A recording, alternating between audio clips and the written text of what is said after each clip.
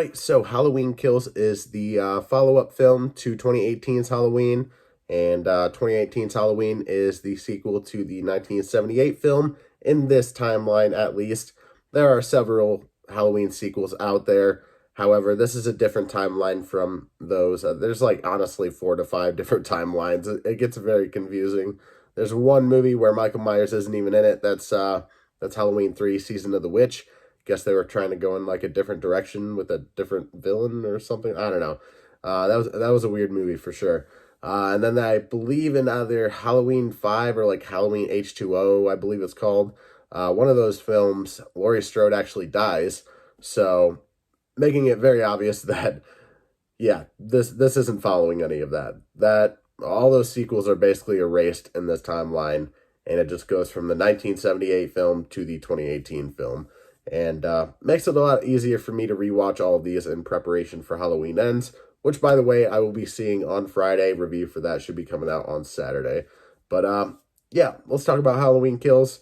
Gotta be honest, the first time I watched this movie, and this is actually the second time I watched it, rewatched it for this review, and I really wasn't a huge fan watching it in the theater. It was the first Halloween film that I was actually able to see in the theater because prior to that in 2020, I went and watched all the Halloween films and I was prepared for that. So, yeah, it was cool to be able to go see a Halloween film on the big screen, but I was kind of let down by certain elements of this movie that I'll get into in a bit. But the director here is David Gordon Green, who directed the 2018 film. The screenplay here is written by Scott Teems, Danny McBride, and David Gordon Green. Danny McBride and David Gordon Green wrote the script for the 2018 film as well, but I think Scott Teems was somebody new brought on for this project. And then obviously it's based on the characters created by John Carpenter and Deborah Hill. We have Laurie Strode here, played brilliantly by Jamie Lee Curtis. I don't know if, I mean, she's a great actress, of course, but I don't know if I'd necessarily say, like, she was great in the movie because she didn't really have a whole lot to do. She was basically in a hospital bed for most of the movie because of the events of the last film. And I gotta be honest, part of me kind of wishes they would have just stuck to that 2018 film and just stopped there, because it kind of ruins the ending of that a little bit. The ending of that is very cathartic for Laurie Strode as a character, and it's just a really badass ending. But as soon as I saw this trailer for the new one, I'm just like, yeah, of course he's not dead. So it's just like one of those things, I guess. But this film, I hate to like give away anything too huge in case you haven't seen it, but this film makes it painstakingly obvious that Michael Myers can survive literally anything. Like, absolutely anything. So at this point, it's just like, can you kill him? Probably not. And the thing about that is they don't really, like, not talk about, but, like, they don't really show that he can really survive anything until later on in the film. Whereas in the beginning, and if you saw the 2018 film, you'll know that and spoiler alert, it ends with Laurie Strode setting the house on fire with Michael in it. And the way he survives that makes sense because he's like in some sort of shut off area with like a metal door like in the way. So yeah, he can survive the fire for a little bit in that. And then like the firefighter falls down and he's like, oh, well, there's my out. So it's just like, that makes sense. But as the film goes on, and honestly, like, people, even though there's an angry mob in this film trying to go after him, evil dies tonight, which honestly is a really fun phrase to say, but you don't really see them catch up with him until pretty much the end of the film. So for the most part, you're just seeing him going and killing a lot of people. I thought the last film had a lot of kills in it. This one, I lost count, so the number is probably a lot higher. But in terms of kills that I saw on screen, like people being killed, actively being killed by Michael Myers, I counted 35. And that's a fuck ton. I think for the last one, I counted like 20 or something like that, which is still a lot.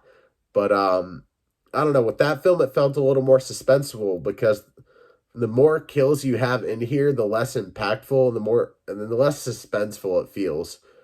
I mean, it's fun for a while, especially, you can see this in the trailer for this movie, but also, like, if you've seen the movie, you know this. And spoiler alert, I guess. But, when Michael gets out of the burning house, he kills a fuck ton of firefighters. Like, pretty much this town's entire fleet of firefighters. I don't even know how many people were there. I even looked up the math, and it said, like, 4 firefighters per fire truck. I'm like, okay, 4 firefighters probably inside. You could probably fit 2 on the side when they're riding or whatever. So that's 6 right there. I saw two fire trucks.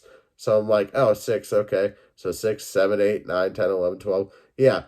So there's only 12 there? No. But like when the police get to the scene, it looks like so much more than 12 people. So I'm like, okay, is there another fire truck there? And it's just like, I don't know. I tried to do the math and try to figure it out, but it's unconclusive, to be honest. And then by the end there, he's taken out even more people. Basically, the large amount of kills where it just feels like a complete massacre come at the very beginning and the very end of the film. Obviously, like making way for the next one for sure. But 35 kills that I could count, and I think the number is probably closer or over 50. I mean, there were a lot of scenes in the hospital here because Laurie Strode was in the hospital in this movie, again, after the events of the last film. And there's a lot of people showing up, a lot of injured people. There's moms coming up and being like, is my son here? I don't know if he's alive or dead. And it's just like, okay, I feel like there's a lot of kills going on off screen that we don't know about. But then I have to also remember that this movie takes place in the same night as the last one. So even though this came out in 2021, this still takes place in 2018, which also kind of makes me wonder what the gap will be between this one and the next one. Because if I heard correctly, I think there's supposed to be, I don't know if it's a significant gap, but there is going to be a gap in between the events of this one and the next one. So that's what I heard, at least. I could be completely wrong, but yeah, I don't know. It really does make me curious. But yeah, the whole mob mentality in this movie, the whole angry mob, it's all started by Tommy Doyle, played by Anthony Michael Holland here. Not the original actor for Tommy, which, by the way, if you don't know Tommy, he is the little boy that Laurie was babysitting on Halloween night. Not the only person to return here. I had it in my notes somewhere. Let me see. Charles Cyphers returns as Lee Brackett, the father to, I think, Annie from the first movie, Sheriff Brackett or whatever. We also have Kyle Richards returning as Lindsay, which is the girl that was being babysat, I believe, by Annie in the first movie. Yeah, she was. And then ended up with Laurie, as time went on. But yeah, she's in this too. Same actress for her, actually, Kyle Richards. And then Nancy Stevens returns as Marion. She was the one attacked through the window in the very beginning of the 1978 film when she was with Loomis. And then another person that's recasted but a returning character is Lonnie Elm. I think that's how you say it. Elam or something like that. He was very briefly mentioned in the first movie. I think he was outside the Myers house around nighttime or on trick-or-treating or on Halloween night, and like his friends were daring him to go up to the Myers house, and then Loomis was like, hey, get away from there or whatever, and like scared him off. So he was only very briefly mentioned in the original, from what I saw at least. But it's just cool to see that character show up, and I like the actor that plays him, Robert Longstreet. And then obviously returning from the last film, his son Cameron Elam or Elm or however you want to say it, played by Dylan Arnold. Jamie Lee Curtis, obviously, I don't know if I mentioned that before, but she returns as Laurie Strode. Judy Greer comes back as Karen, the daughter to Laurie Strode. Andy Matichak, hopefully I'm saying that right, probably not, comes back as Allison, the daughter to Karen / the granddaughter to Laurie Strode. James Jude Courtney plays the Shape. There's actually a few different actors for the Shape. Nick Castle as the Shape too, which just based off of looks, I'm going to guess James Jude Courtney as the Shape. is the one who's actually like in the mask, but Nick Castle looks like he's the one that you see when you just see brief glimpses of Michael's face, which you actually see a decent amount of in this movie. Um, but yeah, and then we have Aaron Armstrong. Hopefully, I'm saying that right. It's Airon. Plays the 1978 version of the Shape in here because we do have flashbacks to Officer Hawkins' Officer Hawkins' character, played by Will Patton, which I don't think is a character that was in the original film, but he was in the last one. Yeah, he was in the last one. And then, yeah, who was the actor that played the young version of him? Don't, I think it's Thomas Mann. I know that actor from a few things, but I can't quite place exactly what he's in. Oh yeah, I have it right here. Young Hawkins, played by Thomas Mann. But yeah, Will Patton, his character, Officer Hawkins, does get a little backstory and some flashbacks, and then we also see a few flashbacks with the character of Lonnie, where he had a face-to-face encounter with Michael on Halloween. Why he wasn't killed, I have no idea. But to talk about the flashbacks for a minute here, there are moments in there where it feels like they might have been retconning the ending of the original film or retconning certain things about the film. With the character of Lonnie, obviously that name was only really mentioned and you saw him for a minute. So you're free to do more with that character. But as for like the events of Michael Myers, at the end of that movie, basically a spoiler alert for that film. I guess I gotta say that for everything now, but Michael gets shot by Loomis, I believe, and then he falls off a balcony. It's like a 10, maybe 15-foot drop. Looks like he's dead, obviously not. And then when Loomis goes back to look, he's gone. And that's basically how it ends. It ends open-ended, and it's like, hey, this character can easily come back. And then we have something in this film where Thomas Mann's character is with a few other police officers hunting down Michael. And you know what? The more I talk about it, the more I think this is just like an added ending, I guess. But basically, Michael's apprehended. And yeah, I mean, like, again, the more I talk about it, the more I'm like, okay, this is probably just the events that took place after the ending of that film. Because that film ended, like, pretty abruptly, I might add. But it does help out the plot overall for this timeline. So I get why they had to do it, but had me a little confused there just on the rewatch, but makes a lot more sense now, to be honest. Then I think I mentioned everybody in the cast there, so we should be good. But yeah, let me look at some of my notes and make sure I'm not forgetting anything here. I do have quite a few notes. Elements I do like here, even though there are a lot of kills and it takes away suspense over time.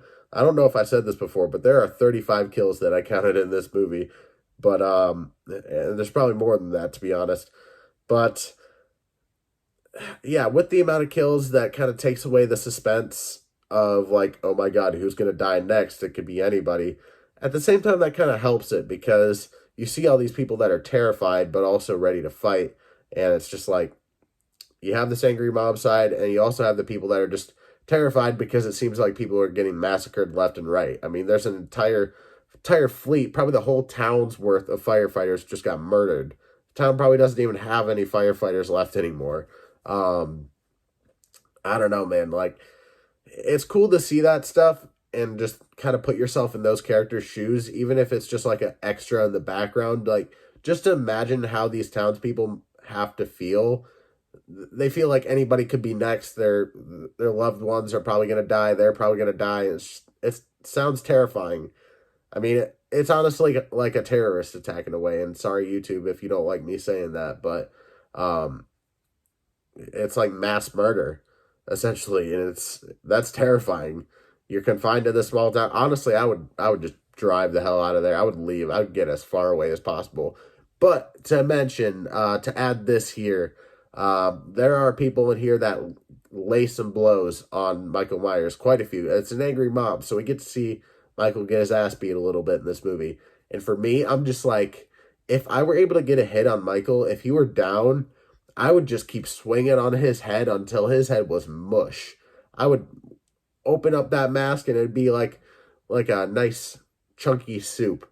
That's disgusting, but like all these people need to watch Zombieland and learn the double tap rule, because yes, Michael Myers isn't a zombie, but same rules apply here. I'm just like, confirm the kill, confirm the kill, confirm the kill.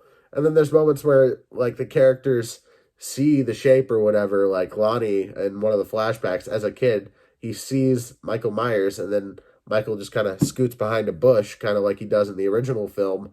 And Lonnie turns around for a second to walk away. I'm like, yes, just walk away. Turn around, walk the other way.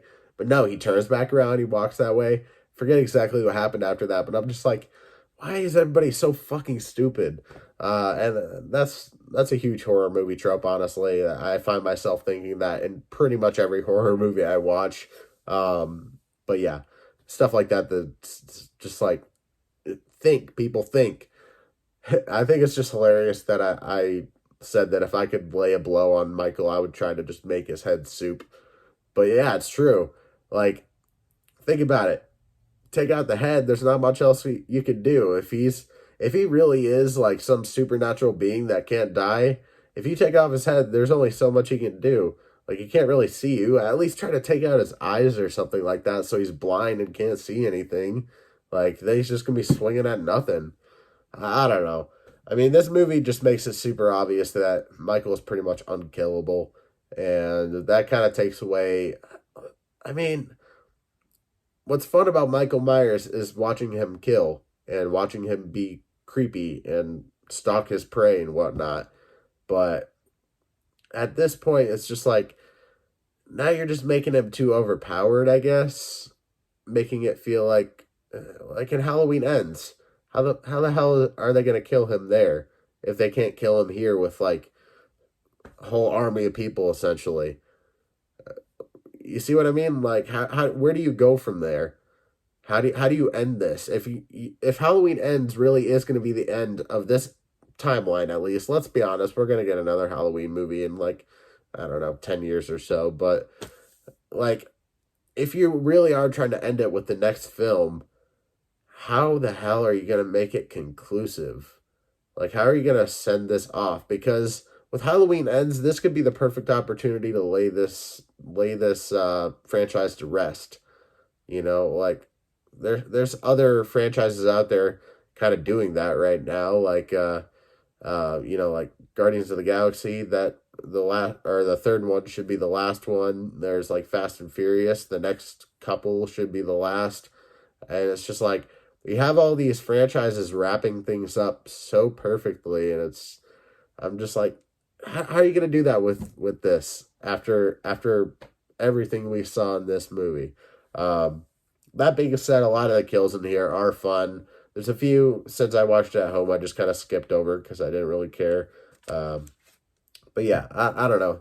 Still not my favorite. I believe I ranked the first two, or like the 1978 and the 2018 films, like a 9 to a 9.5.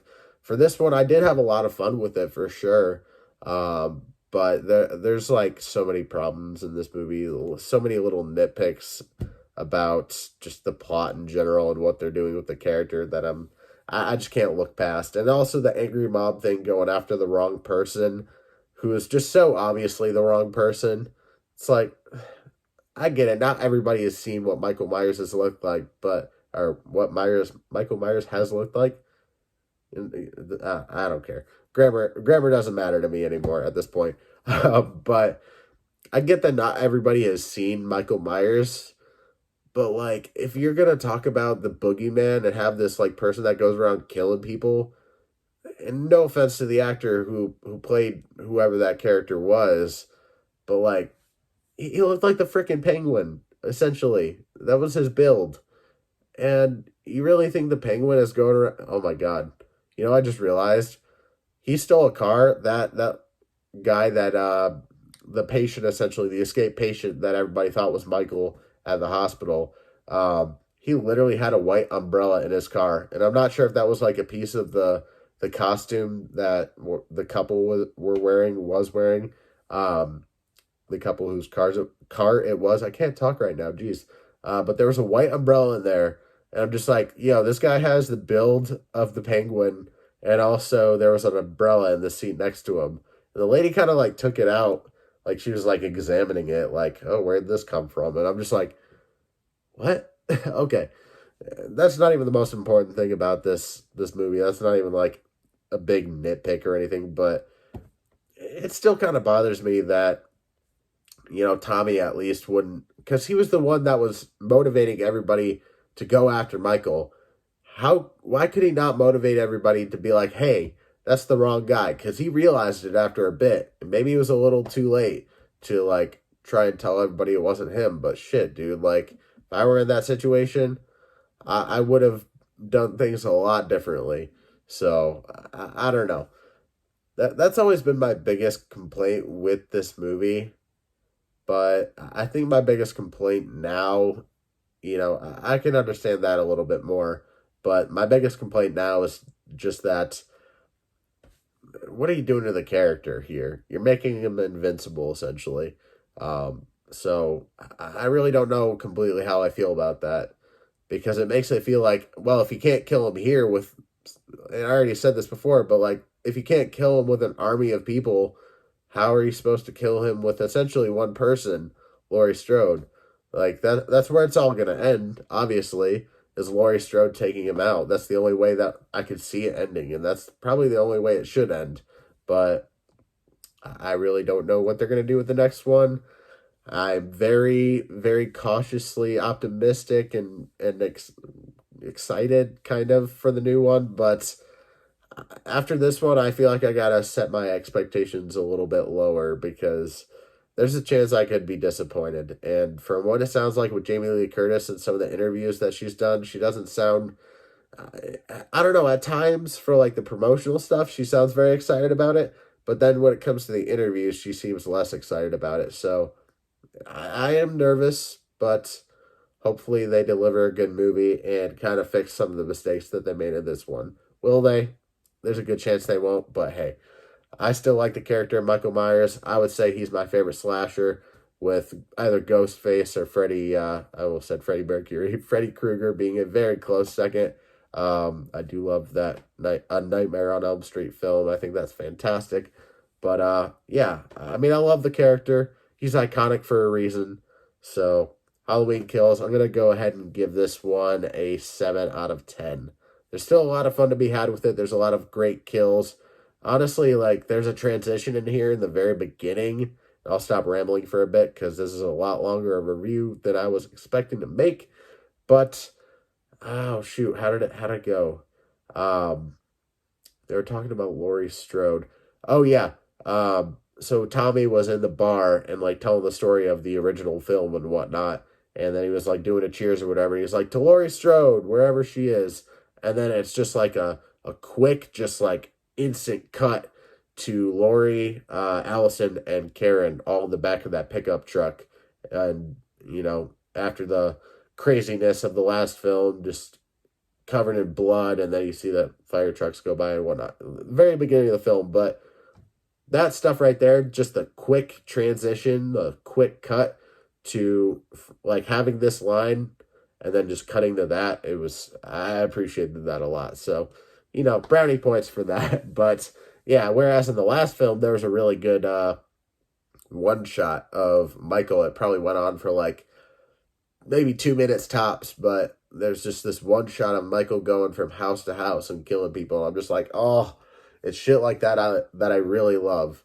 Because in the beginning, in the original film, like, they were very limited on time, and the script was done in like 2 to 3 weeks, and they were filming at a very rapid pace, so they didn't have as much time to slow down and like make it look incredible. And like, I don't know, they didn't have enough time to like really play around with what they could have, but they made a really iconic and incredible film with the amount of time and just money that they had going into it. So I mean, Halloween 1978 will always come first in terms of my ranking. So, yeah, there you go. And I would probably go it's probably obvious at this point with what I've said about this film, but it would probably go 1978 first, 2018 second, and then this film is third. Hopefully Halloween Ends will at least take the third place spot. Don't think it'll end up taking the second place. Obviously won't end up taking the first place, but there's my review for 2021's Halloween Kills. Have you seen it? Do you love it? Do you hate it? Are you in the middle? I like it quite a bit, but I have a lot more complaints than compliments, I guess you could say.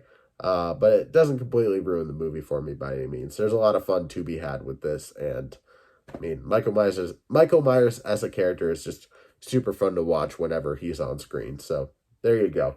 And have you not seen this movie? Are you going to check it out before the new movie? Let me know why or why not. And also, are you going to check out the new movie? I'd love to know. Excuse me, hiccups. Of course, I got to get that at the very end of the video here. And also, I can't talk at all because I've been talking to Close for half an hour here, which is very surprising. A lot longer of a video than I usually do. So let's wrap this up. Next video should be my review for Halloween Ends, so keep your eyes peeled for that. And the video after that, will be posted on Sunday, is my review for the finale / the series of She-Hulk Attorney at Law. So, yeah, keep your eyes peeled for both of those videos. Leave a like on the video, subscribe, hit that notification bell so you never miss an upload, and I will see you in the next one.